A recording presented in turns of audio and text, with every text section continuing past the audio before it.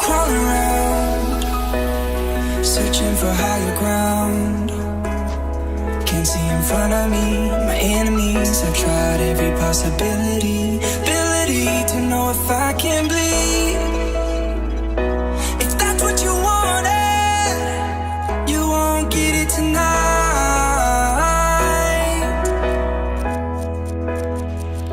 'Cause I can fly.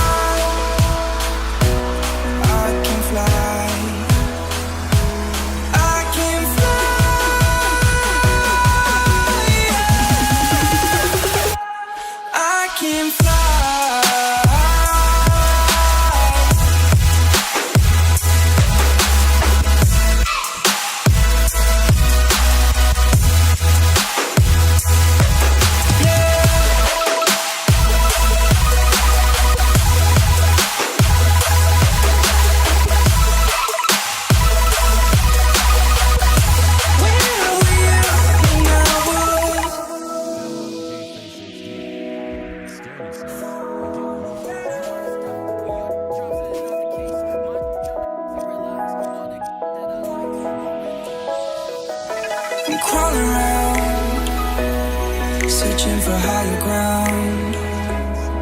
Can't see in front of me, my enemies. I've tried every possibility, ability to know if I can bleed. If that's what you wanted, you won't get it tonight.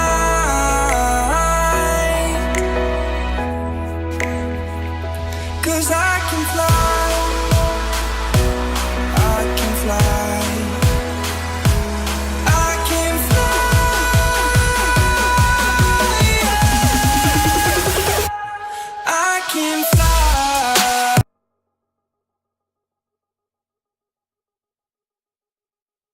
Now, look, it's always bad to hear about injuries, especially to college kids, of course. Yeah. But Stephen A. Smith, this one is particularly disheartening because we are 2 weeks into the season and one of the top NBA prospects in the country goes down potentially with a season-ending injury, a knee injury. That's a killer.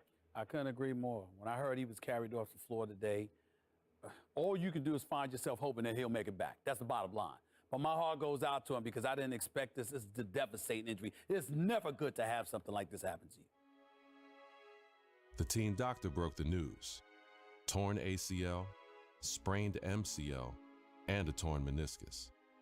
Surgery was scheduled, but your game will likely never be the same. At the 2016 NBA Draft, your name is still mentioned. Not as a prospect, but as a cautionary tale.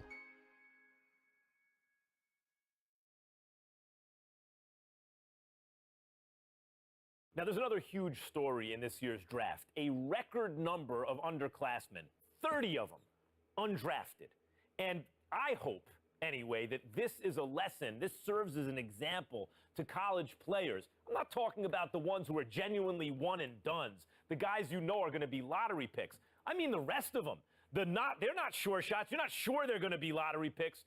Don't just use the college system for a year thinking you're going to bounce. It doesn't work like that. Please. If you don't have the talent, it doesn't work. You got to be cultivated in the system. Please. There you go again with your blanket generalizations. You know how you are, oh, Max. The woe is me. Oh, my Lord. I can't take it. I just can't take it. It's a case-by-case basis. You can't just blanketly decide this should not be one and dones or this should be one and dones. You got to go on a case-by-case basis. Some dudes deserve to be one and dones. Some people don't. It's on a case-by-case basis. And that is my point. Thank you for making it for me. Every kid thinks they're the exception to the rule. And members of the media like, Stephen A. Smith, are encouraging these kids to come out early. Look, Max, bottom line is this. You got to take this into consideration. You had two dudes. They were called the Height brothers. Now, you had Nick Howard. This kid had a lot of promise. What does he do? He goes to college. Very uneventful first year, no doubt. The second year, he was pretty good. Here's the problem. The NBA, it's not about pretty good. You need to be great on the collegiate level, on the prep level, in summer leagues and what have you, in order for you to get the stature that you deserve. That's the bottom line.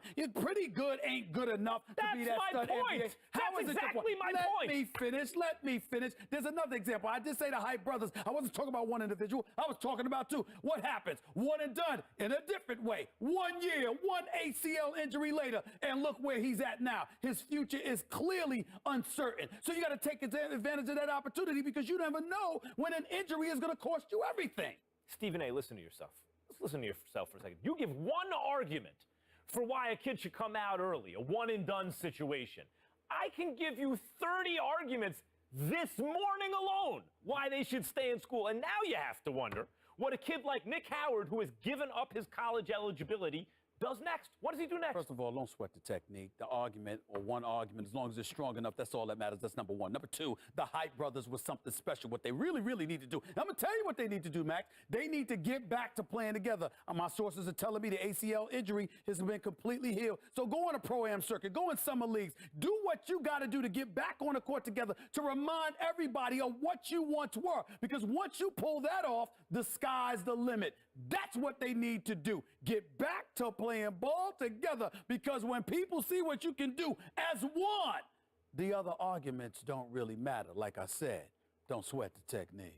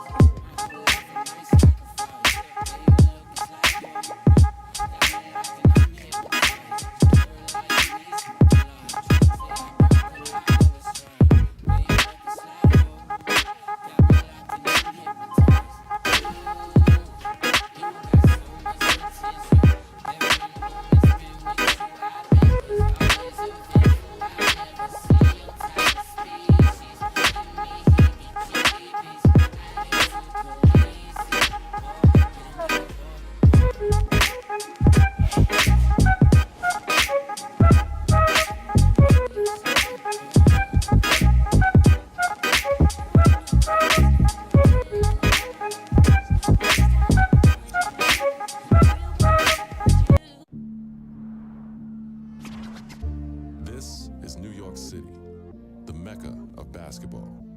The original Rucker League began here in 1947. 9 years later, the tournament found a permanent home uptown at PS 156 Playground. Those early Rucker days showcased talents like Lou Alcindor, Wilt the Stilt, and Earl the Pearl. It's also where Julius Erving became the Doctor. In 1974, the park was respectfully renamed Holcomb Rucker Park in honor of the tournament founder. Now, many have influenced the growth of the Rucker since, but none more heavily than the late great Greg Marius, founder of the EBC. Many would argue that the Ruck is the birthplace of true street ball and the crossover dribble. Considering New York City's penchant for flashy guard play, there are few who can challenge that. After the legendary exploits of Rucker alumni like Rod Strickland, Rafer Alston, and Kyrie Irving, it goes without saying that getting crossed up or banged on can happen to anybody at any given moment here. It's no wonder that this unassuming uptown playground has become the most widely recognized street ball court in the world.